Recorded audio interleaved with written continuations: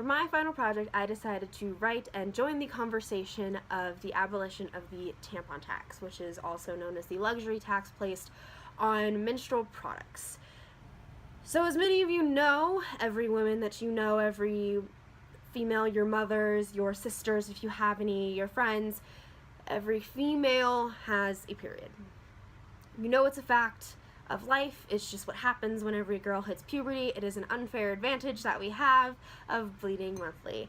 So it's something that is known but not talked about because it's a very taboo topic, and I think that's because of the history of it. Women, when in the 1800s and 1900s, they were ashamed of what their bodies were doing. They were ashamed of the fact that they were bleeding. They wanted to hide it. They didn't want, they were hiding it, and so they didn't talk about it, and therefore advertisers didn't talk about it, and then men definitely didn't talk about it because they had no clue what was going on because the women wouldn't talk about it. So it just was a very taboo topic.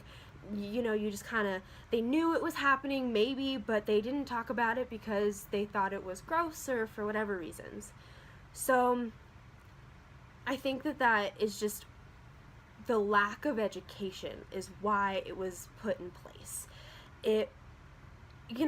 Every young woman, when you're going through puberty, when you're trying, you're figuring out your body, you're entering middle school, you're learning things, you have another ball to juggle, and so you're trying to juggle these, and you're trying to figure out which product works for you best. Do you want pads? Do you want to be brave and go straight to tampons? Do you what do you use? What brands do you use? What size do you use? You're figuring out all of these just bumps in the road, these balls that you're juggling on top of everything else.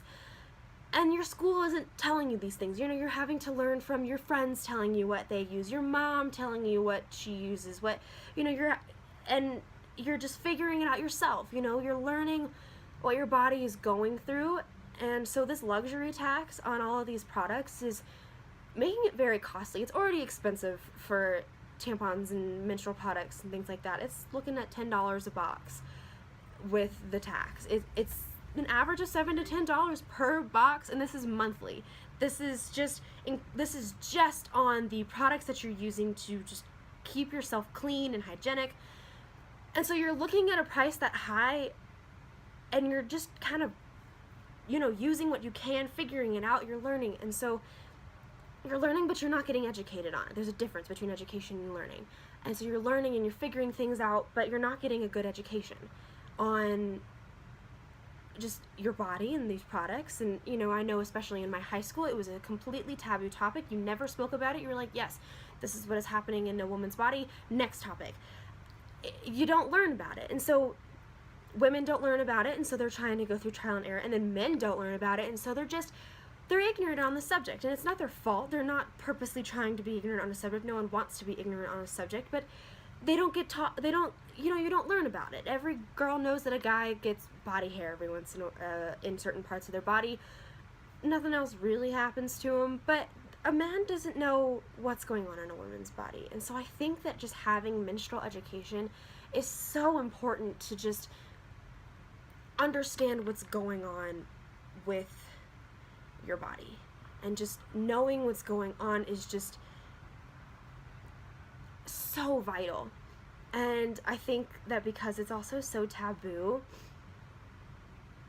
public spaces can get away with abusing the tax, or not even abusing it, but they sometimes, in my high school, if a girl was to go to the nurse's office and ask for any menstrual product, she would have to pay. I'm not kidding. It was not a lot, granted. It was like 25 or 50 cents. But if anyone walked in and asked for a condom, you got it for free. And I get it. Condoms, they promote safe sex. They keep pregnancies down to a minimum. It's just, why pay for something you can't control when you can control whether or not you have sex? It's very just interesting how the tampon tax is affecting why we have to pay for it in Walmart, in Target, in UNC, in any place that you go. In a women's restroom, there is a little vending machine. I don't know what it's technically called, but you have to pay. If it comes up and it surprises you out of nowhere, you have to pay to get a tampon or pad from the bathrooms, and is this because the tampon tax is making it so expensive that they have to charge you for it?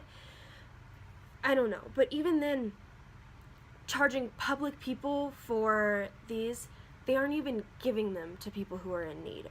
Women in prisons weren't handing these out. A GOP lawmaker claimed that handing out tampons would make prisons too much like country clubs. This is not, it's a necessity to us. No woman should be forced to free bleed, or that's a term. A free bleeding is bleeding without any products in or on. It's just sometimes some women do it as a choice. But women in prison, when they've made mistakes and now they're in jail, aren't getting that hygiene that they should have. They're already in a fairly dirty place.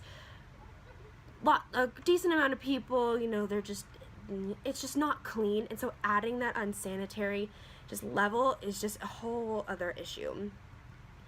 And it's not just an issue in America. It's, issues in many other countries. So some young girls in other countries, they are forced to miss school for a week to deal with just they're just difficulty of you're bleeding, you're crying for no good reason, you're in so much pain, you don't understand what's going on either, because you're probably not getting a good education over there about it. If any, you have no products, and so you have to take off school, and so you're missing out on just regular education, let alone education on your body and your health. And this was always an issue. This has always been an issue, especially since the 90s when this tax was actually created. And so women have started to really realize the issue that this is becoming, and they're also doing something about it. They are taking a stand, and it's very public. There are some public women who are deciding to paint their faces with menstrual blood. That is a whole other step that I can't even just fathom and wrap my head around, but they are trying to stop the just periods. They're trying to stop that conversation from being brushed under the rug. On top of that, so there are some women who, there's a British Parliament member who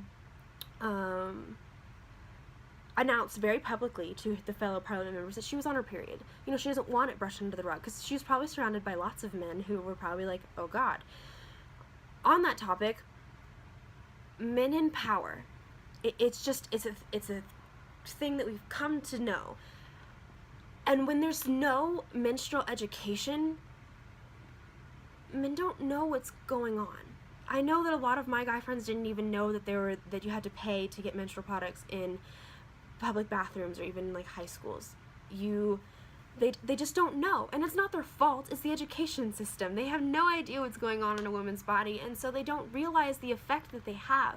The men in power, especially when they were creating this luxury tax, when they were including it and not including Viagra or condoms into this tax, but they were including menstrual products because they considered it as a luxury, they just had no idea, and so they didn't know how much of a necessity it really is. And so that's another reason as to why this needs to be a very public conversation, it can't be a taboo anymore. It needs to be very, very public, very, very, just everyone needs to be educated on it, because it's just a fact of life.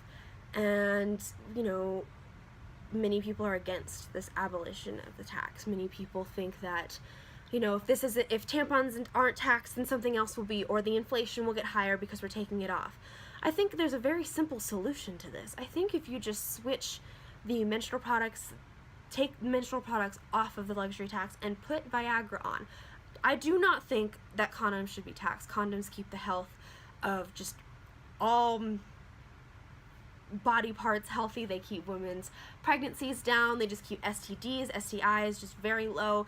It's just all around good for just health of a woman and a man. But I don't think that Viagra should be considered a necessity. It's not a necessity.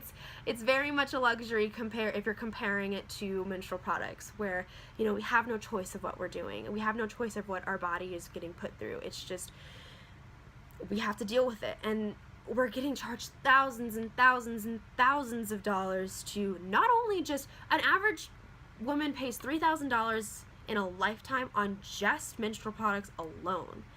We're not even looking at the pain medications that she has to have, the random cravings that we get, just the birth control that can even help with that, like just the many different balls in the air that we're trying to juggle to try and keep these, just this wholeness, this just whole body function that we're going through at bay, to try and just be able to live our lives so we don't have to be like those girls in that country missing school for a week, so we don't have to take off of our jobs, so we don't have to just free bleed and feel just unsanitary.